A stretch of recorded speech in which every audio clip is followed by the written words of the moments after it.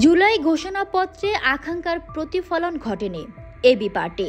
আমার বাংলাদেশ পার্টির চেয়ারম্যান মুজিবুর রহমান মঞ্জু বলেছেন, জুলাই ঘোষণাপত্র নিয়ে কিছু মিশ্র প্রতিক্রিয়া রয়েছে। যে আশঙ্কা নিয়ে ঘোষণাপত্রটি চেয়েছিলাম তার পুরোপুরি প্রতিফলন এতে ঘটেনি। মঙ্গলবার জুলাই ঘোষণাপত্র পাঠের পর এক প্রতিক্রিয়ায় তিনি এই মন্তব্য করেন। তিনি আরও বলেন, আকাঙ্ক্ষার পুরোপুরি প্রতিফলন না হলেও ঘোষণাপত্রটি বাস্তবায়িত হলে সকলের আশা পূরণ হবে। দলটির সাধারণ সম্পাদক ব্যারিস্টার ফুয়াদ বলেন, জুলাই ঘোষণাপত্রে ২৪-এর আবেগ নেই। একটি দলকে খুশি করার জন্য এই ঘোষণাপত্র দেওয়া হয়েছে।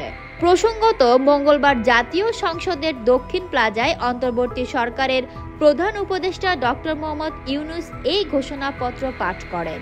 এতে ১৯৭১ সালের স্বাধীনতা থেকে শুরু করে ২০২৪ সালের জুলাই আন্দোলন পর্যন্ত মোট ২৮টি দফা অন্তর্ভুক্ত করা হয়েছে।